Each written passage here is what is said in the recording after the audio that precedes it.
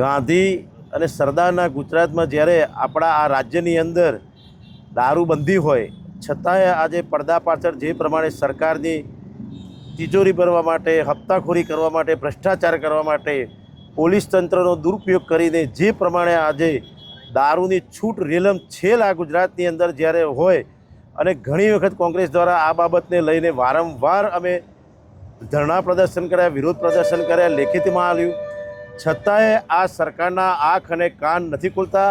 અને જ્યારે આ સરકારની નિષ્ફળતાના કારણે આજે ભાવનગરની અંદર 10થી વધુ લોકો મૃત્યુ પામ્યા, 35થી 40 જેટલા લોકો હોસ્પિટલ ગંભીર રીતે આજે દાખલ કરેલા છે. આ એ સ્પષ્ટપણે દેખાઈ રહ્યું છે કે સરકાર પોતાની મસ્તીમાં મોજ કરે છે.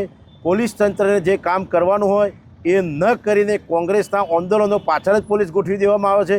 પ્રજાના પ્રશ્નો ઉઠાવવાના હોય ત્યારે પોલીસની જે કામગીરી છે, અડ્ડાઓ બંધ કરાવવા, ગુનાખોરી બંધ કરવી, ભ્રષ્ટાચાર બંધ કરો, એની જગ્યાએ સરકારની સુરક્ષામાં, સરકારની પેલી વ્યવસ્થામાં કોંગ્રેસ જ્યારે પ્રજાના પ્રશ્નો ઉઠાવે ત્યારે પરમિશનો ન આપવી અને એવા જે કાર્યક્રમો કરતા હોય પ્રજાના પ્રશ્નોને એમાં પોલીસ તંત્રનો દુરુપયોગ કરવાનો.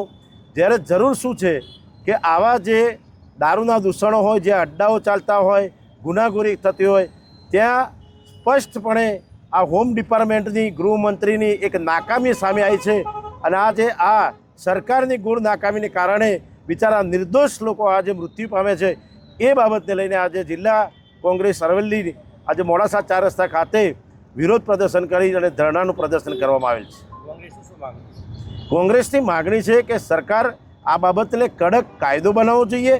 જે પ્રમાણે આજે ગુજરાતમાં દારૂબંધી હોય અને છતાંય રેલમછેલ થતી હોય, જ્યાં જુઓ ત્યાં મળતો હોય, કઈ જગ્યાએ નથી મળતો તમે કહો ત્યાં અમે સબૂત આપી દઈએ. એટલે સરકારની સ્પષ્ટપણે નિષ્ફળતા છે અને હપ્તાખોરીની સિસ્ટમ જે ચાલુ છે એના કારણે આવા નિર્દોષ લોકોનો ભોગ બને છે.